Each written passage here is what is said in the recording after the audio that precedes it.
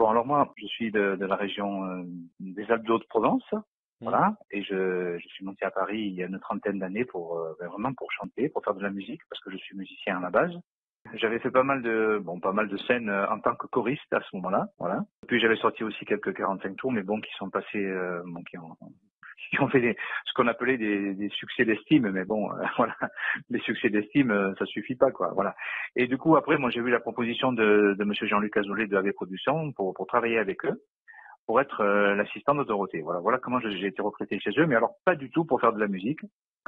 C'était Bernard Minet qui chantait tous les génériques de dessins animés, Mmh. ils ont voulu quelqu'un d'autre aussi pour changer un petit peu. Et comme ils savaient que j'avais un passé de musicien chanteur, donc voilà, ils m'en ont fait chanter quand même 16 ou 17, et notamment le fameux Nicky Larson que vous Voilà. connaissez sûrement.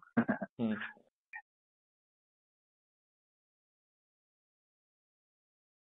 Alors pendant quelques années, bon, j'ai repris ma guitare, tout ça, et c'est là que ensuite on m'a rappelé, mais c'est pas Abbé qui m'a appelé.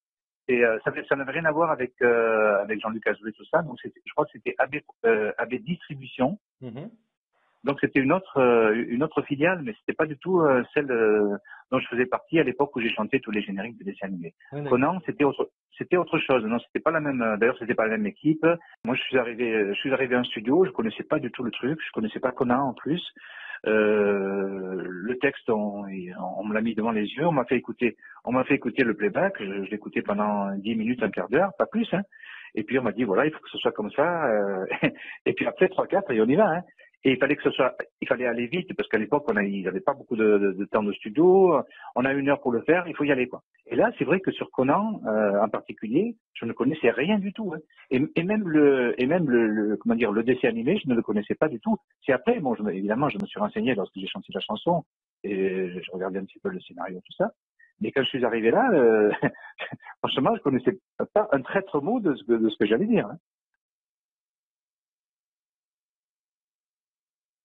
Moi, quand j'ai écouté le playback de Conan, j'ai trouvé ça vraiment bien. J'ai trouvé ça très rock. Moi, j'aime bien le rock en plus. Et c'est vrai, il y a une sonorité dedans qu'il n'y avait pas à l'époque où j'ai chanté les autres génériques. Non, mais en plus, elle est super la chanson. Attention, hein, moi je me rappelle pour chanter ça, c'était pas simple. Hein. Je me souviens que j'avais bataillé parce que c'était une vraie c'était une vraie performance. Hein. Je me rappelle, c'était très rock. Bon, moi j'aime bien le rock. J'avais essayé de le chanter un peu, ouais, façon rock, tout ça.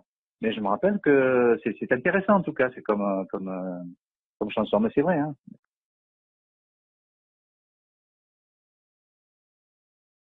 Moi, ce que je regrette, c'est que le mixage de cette chanson a été très mal fait, vraiment. Quand je réécoute maintenant ce qui se passe, je trouve que la voix, elle est derrière, mais vraiment derrière. En, sur une chanson comme ça, je pense que ça aurait mérité vraiment un mixage beaucoup plus actuel, tout ça. Et là, je trouve que le mixage, il a été un peu raté, et c'est dommage. Quand je réécoute maintenant, à l'époque, bon, j'avais même pas réécouté moi après la chanson, hein, franchement. Et maintenant, quand je réécoute, je me dis, quand même, c'est dommage parce que la chanson, elle est super. Il y a vraiment un super solo de guitare dessus et tout. Et ça aurait mérité un mixage un peu plus présent pour la voix. Voilà. Qui est le plus sidérant, le plus fou et séduisant? Mais c'est une merde. Mais ça, c'est terrible, ça. Mais c'est terrible. Mais comment ils ont pu laisser passer un truc comme ça, quoi? Je sais, mais là, je suis pas surpris parce que moi aussi, je me suis posé la question. Je dis, mais c'est pas vrai une telle négligence de la part des gens qui ont fait ça. Mais c'est pas pensable, quoi. C'est pas pensable. Le titre, je crois que c'est Un héros aux yeux d'enfant, mais ça se termine comment exactement la chanson? Ah ben, j'en sais rien. Non, honnêtement, moi je préfère être sincère avec vous.